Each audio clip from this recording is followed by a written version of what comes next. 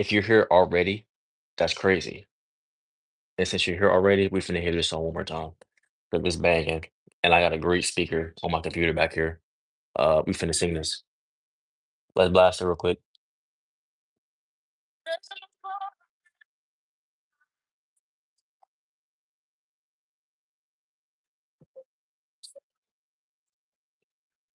Before we get into our reading today, Friday morning, you feel me?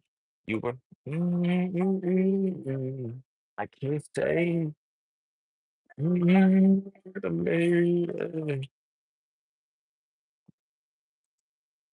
Never could have made it without you. I would have lost it all. But now see how you are there for me. And I can say stronger, I'm wiser. Welcome to the chat if you're just joining. We about to start reading, but we hear some good music first. On all you brought me through, I can see that you were the one I held on to, and I never.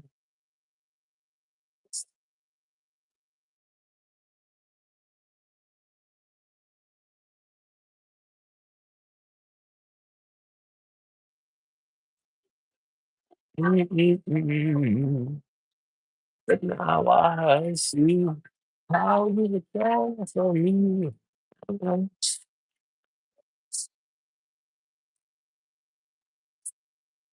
I'll never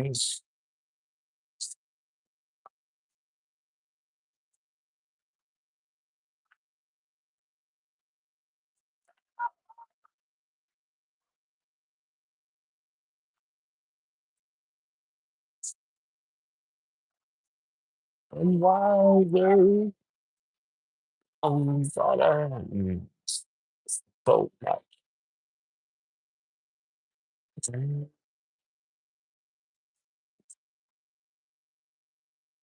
Welcome to the stream. Welcome to the chat. We about to start reading soon. I'm strong. Hey, welcome to the stream, Ataya. Welcome to the stream. Not strong. This song is 15 years old. Yo, Sweats. Welcome to the chat. Welcome to the chat.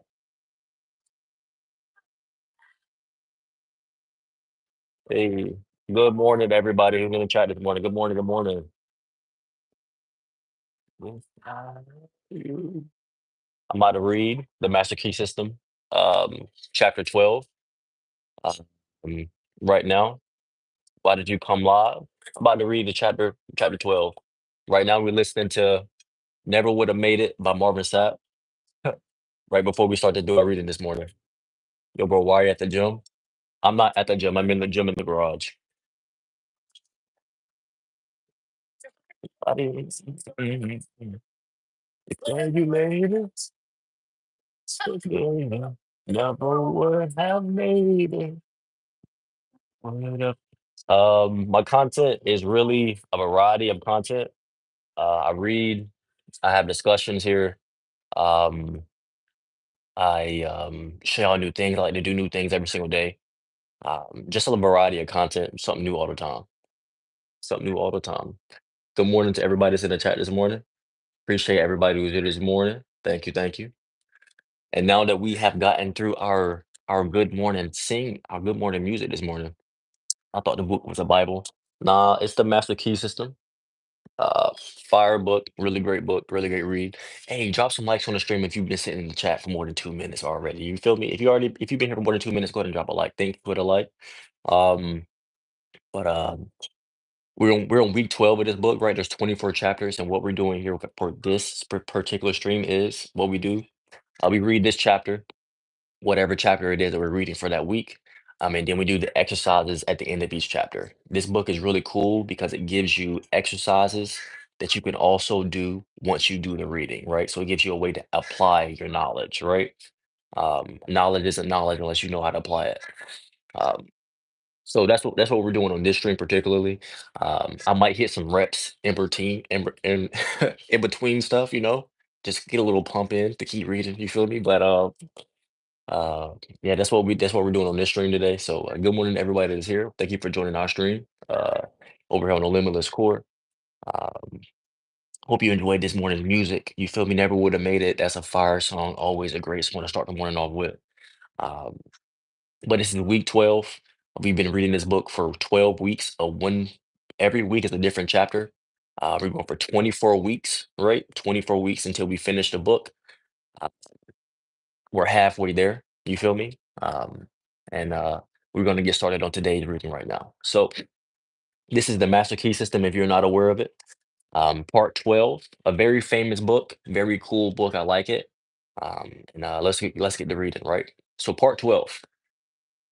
This part tells of numerous counterfeits and perversions by which many are led to think that something can be had for nothing.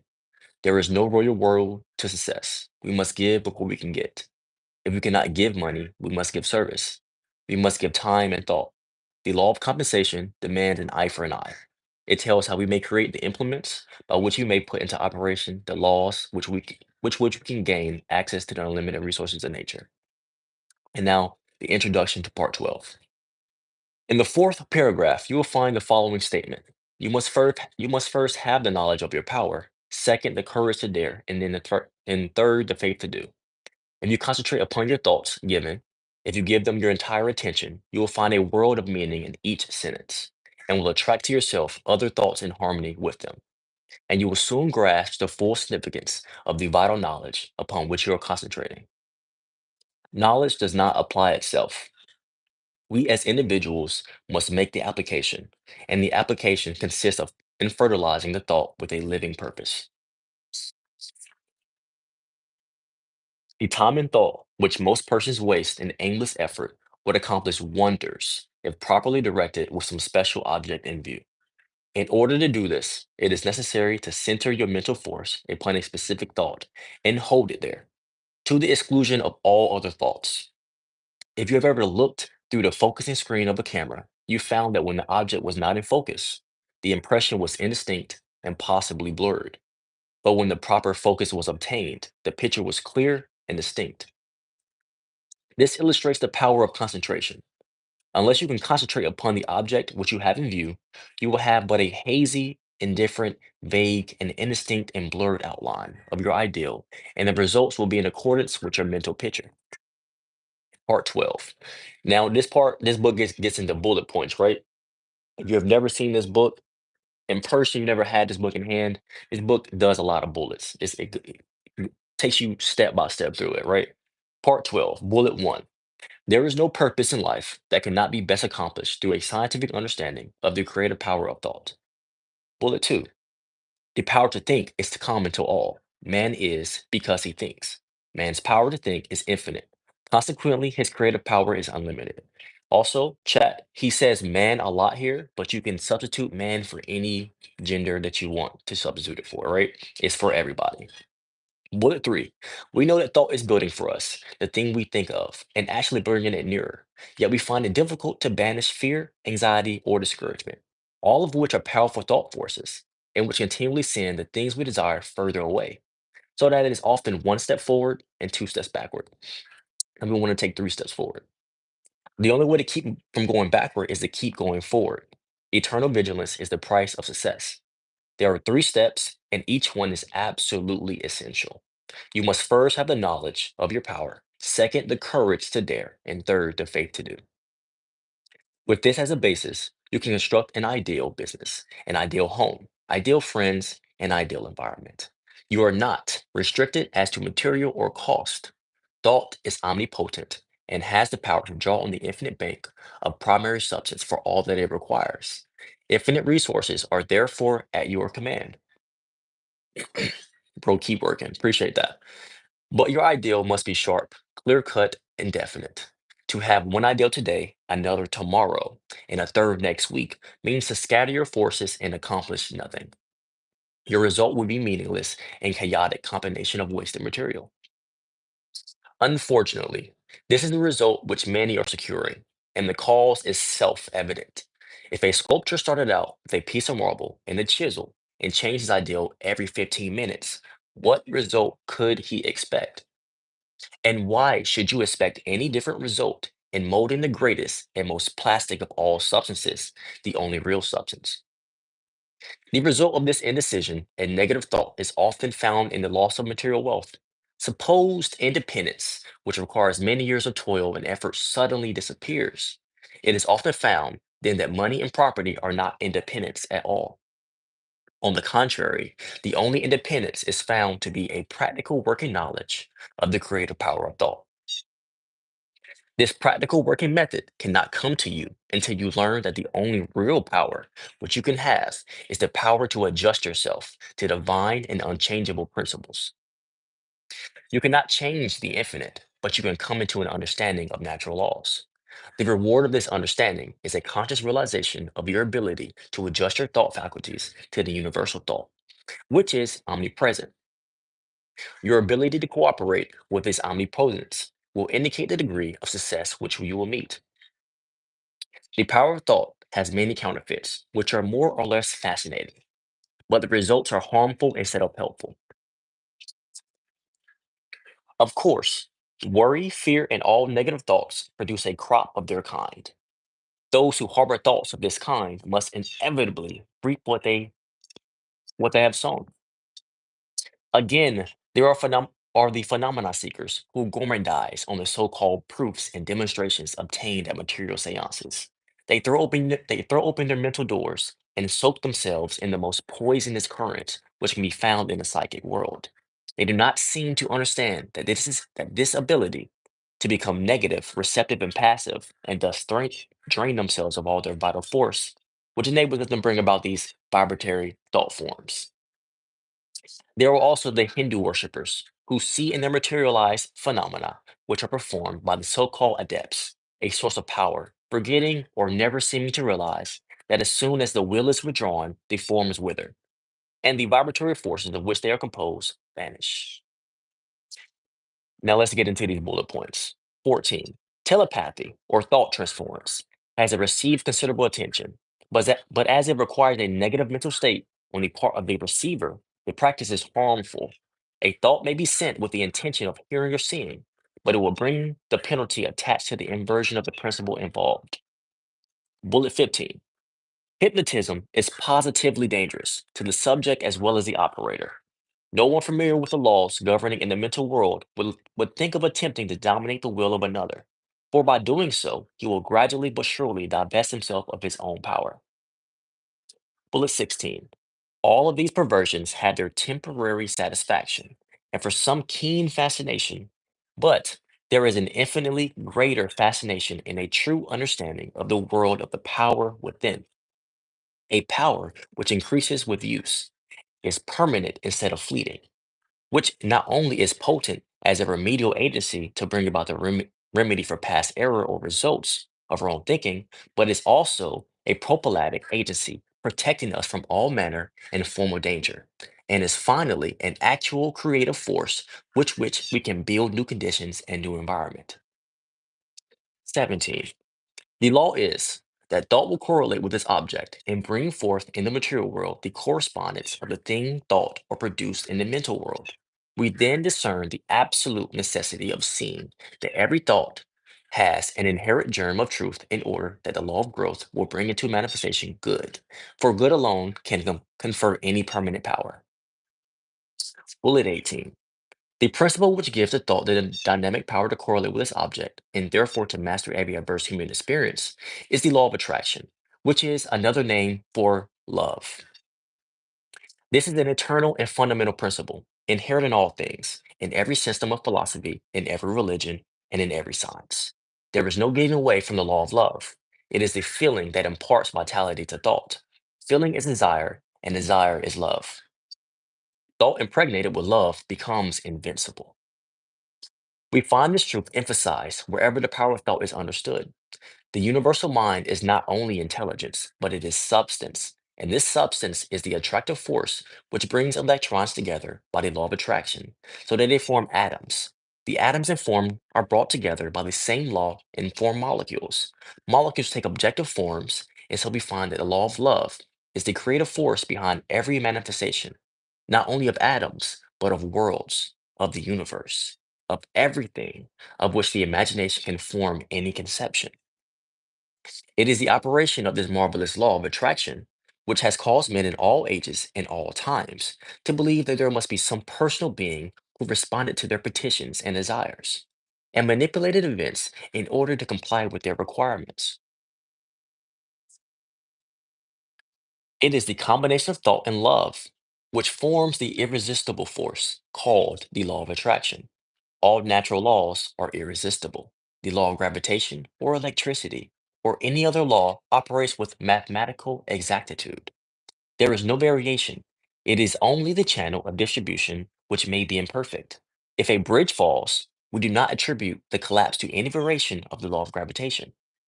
If a light fails us, we do not conclude that the laws governing electricity cannot be depended upon.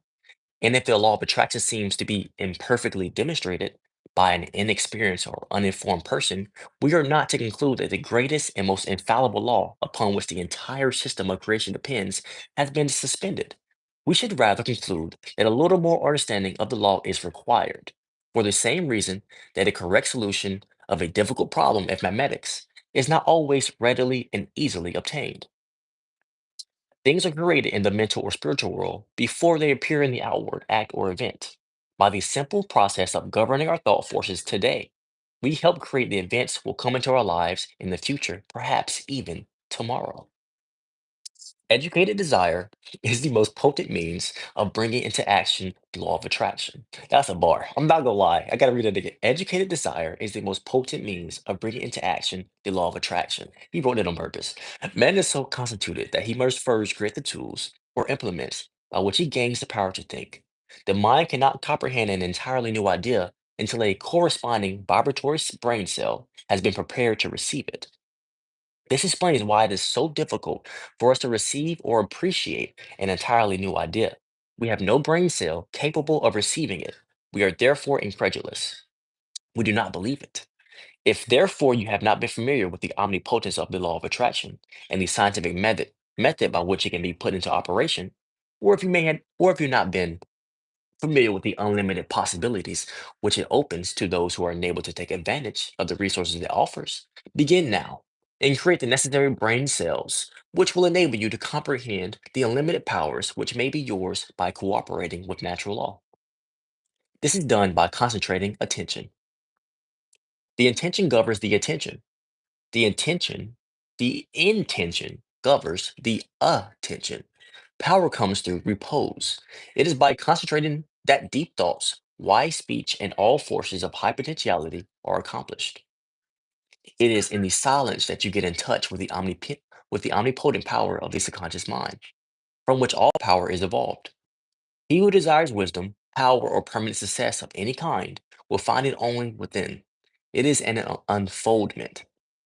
The unthinking may conclude that the silence is very simple and easily attained, but it should be remembered that only in absolute silence may one come in contact with divinity itself, may learn or may learn of the unchangeable law and open for himself the channels by which persistent practice and concentration lead to perfection. Now go to the same room. It's time for practice. Now go to the same room, take the same chair, take the same position as heretofore. Be sure to relax, let go both mentally and physically. Always do this. Never try to do any mental work under pressure. See that there are no tense muscles or nerves, that you are entirely comfortable. Now realize your unity with omnipotence. Get into touch with this power and come into a deep and vital understanding, appreciation, and realization of the fact that your ability to think is your ability to act upon the universal mind and bring it to manifestation. Realize that it will meet any and every requirement, that you have exactly the same potential ability which any individual ever did have or ever will have, because each is but an expression or manifestation of the one. All are parts of the whole. There is no difference in kind or quality, the only difference being one of degree. Now, we have finished chapter 12. Now, let's get into the questions and answers. I'm going to show you these questions and answers first, and let's get into them, right? Part 12 questions and answers. How may any purpose in life be best accomplished? Through a scientific understanding of the spiritual nature of thought. What three steps are absolutely essential? The knowledge of our power, the courage to dare, and the faith to do. How is the practical working knowledge secured? By an understanding of natural laws. What is the reward of an understanding of these laws? The reward is a conscious realization of our ability to adjust ourselves to divine and unchanging principle. What will indicate the degree of success which we meet?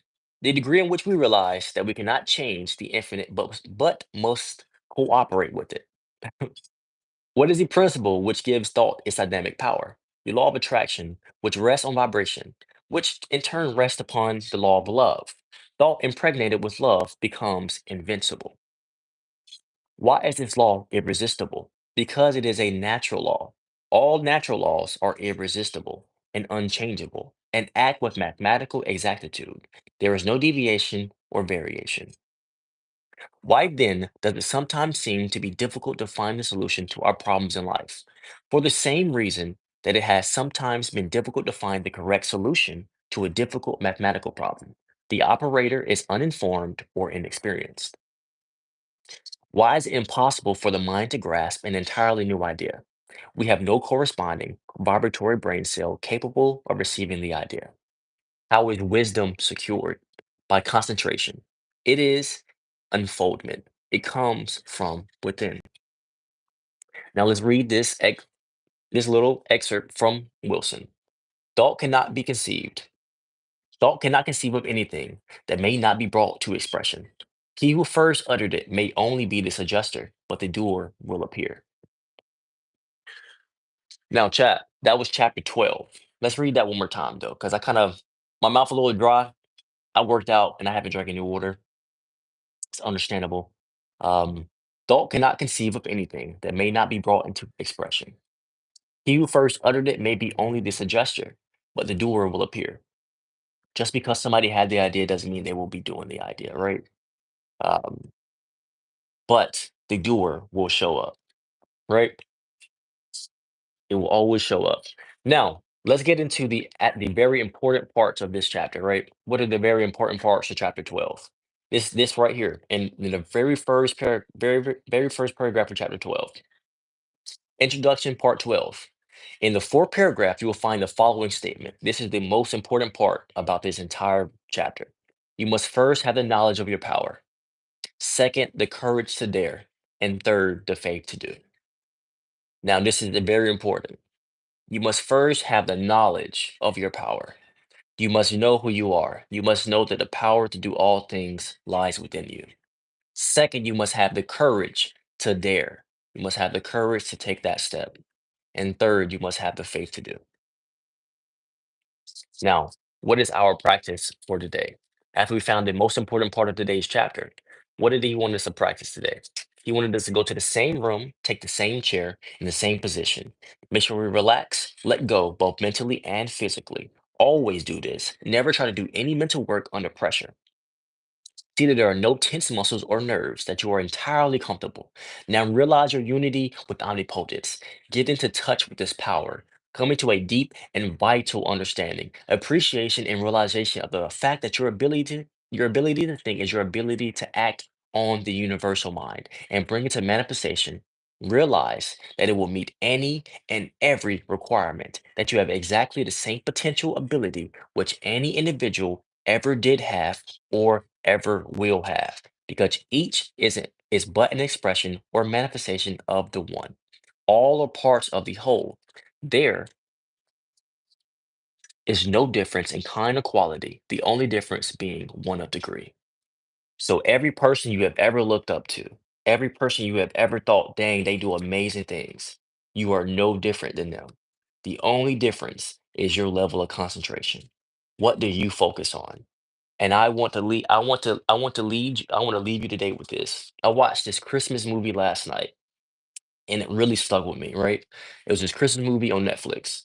And it was this grandma telling stories to her grandkids. It's probably one of the most popular movies on Netflix right now. But it's a grandma telling a story to her grandkids, and she said, "This world is full of stories. It is not made up of atoms, right? It is full. This world is made of stories. So, what story do you tell yourself every single day?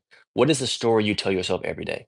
What is the constant story that you hear, no matter what's happening? What story comes up first? When you have a thought about what you're going to do next, what is the first thing that comes up? What is that story that you're telling? Are you aware of the story that you tell every day? What story do you keep telling yourself? If that story is not a story of prosperity, abundance, love, gratefulness, everything that you desire in life to happen in your greatest fashion, then you need to change your story. You need to monitor the story that you are telling yourself, right? And the easiest way to do that is by changing the verbiage you use. Whenever you hear a story that is not your story being spoken to you, then you correct that story. If that story is being spoken to you and that's not your story, then you correct that story. That is your job as you. Whatever story is being told will be your story. So always be mindful of your story. Now, let's get into our exercise. Let's get in touch with the only thing that matters. So, he wants us to fully relax, breathe. Right. So, how will we do this? Now, if you have not been here for chapters 1 through 11, I will help you through 1 through 4, because 1 through 4 are the chapters that help us get to where we need to be for in chapter 12. So, in chapters 1 through 4, what do we go over, right? In chapter 1, we did an exercise where we got quiet for 15 minutes, right? And we didn't interact with any thoughts that we had at all whatsoever. We just sat around and were quiet, completely quiet, no external noise at all whatsoever. And we just sat there still. And whatever came up, we didn't say anything to it. We didn't try to be like, that's not me. We didn't do anything. We just sat there. What did that exercise do for us in week one? That exercise showed us that we are not the noise inside our head. We are not all the noise that is inside our head, right? That's what the exercise in week one told us. That whatever is happening inside our head, you can find yourself. You always know how to find yourself. So if you have not done week one's exercise, I implore you to do week one's exercise. Sit down for 15 minutes in a comfortable position, in a comfortable place where you can be quiet for 15 minutes. Sit there and don't interact with anything at all whatsoever. No matter what happens, do not interact. It's okay. Just relax, right? And what that will show you is that you are not that noise, and it will also help you find yourself in that noise. You will never lose yourself again if you do this exercise repeatedly. Now, in week two, what did we do? Week two, we followed up on week one's exercise. We sat quietly for 15 minutes again. But this time, if any noise came up, since we were able to find ourselves, right? We were able to locate ourselves, right? Now we know that we can tell that noise to be quiet, that it has no place here in our domain. You can now leave. You are no longer needed. You can now be escorted off the premises. Right? Now you have escorted that noise off the premises. You have now claimed your domain. Right?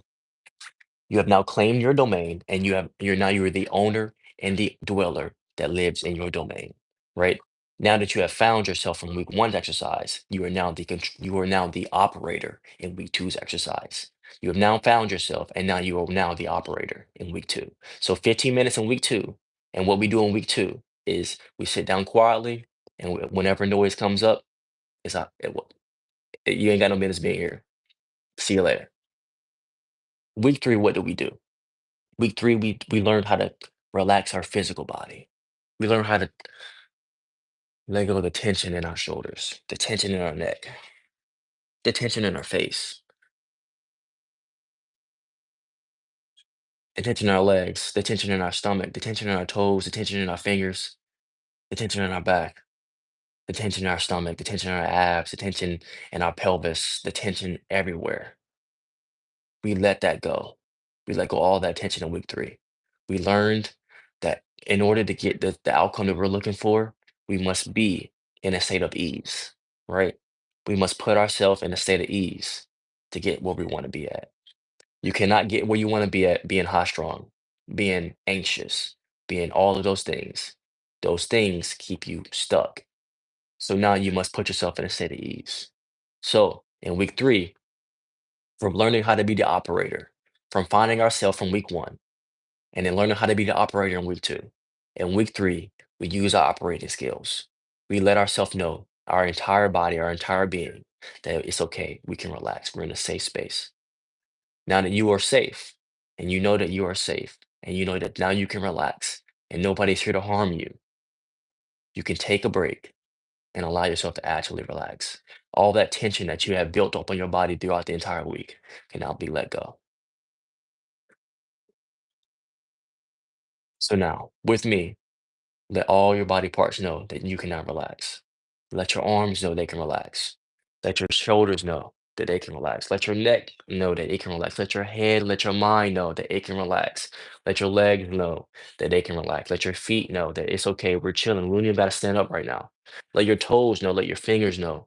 Let your joints know that you can relax. See that you know no popping in the joints right now because we're relaxed, right? We're in a state of ease. We're in a state of flow because we're relaxed now, right? That's what you learned in week three from this book, right? How to get in a state of ease. Now in week four, now that we are able to, now that we found ourselves, now that we now become the operator in our domain, now that we found out how to put ourselves in a state of ease, what did we do in week four? In week four, what did we do? In week four, we built up on these exercises the same way that we built up on them before previously. We added on top of it, and now we're in our mental space. Now you would have thought that the first two exercises would have been your mental space, but that is not wholly the truth. Now your mental space is now where things stick, right? Now that you are comfortable, have you have found yourself, you have become the operator, and now you put yourself in a state of ease. Now you can tell yourself whatever you decide you want to tell yourself. Now you can tell the story that you so desire to tell.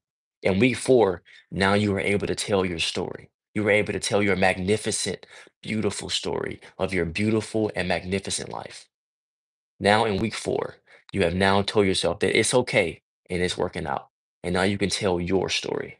You no longer have to tell anybody else's story. Nobody else's story that they put on you. No story that's outside of your story. You can tell your story now. Right? That's what we learn how to do in week two, in week four. In week four, we learn how to tell our story, right? So we got quiet for 15 minutes again. And it's okay, it's working out. And we can tell our story now. It's okay to tell our story. It's okay to be us. It's okay to be you. You can tell your story now, right?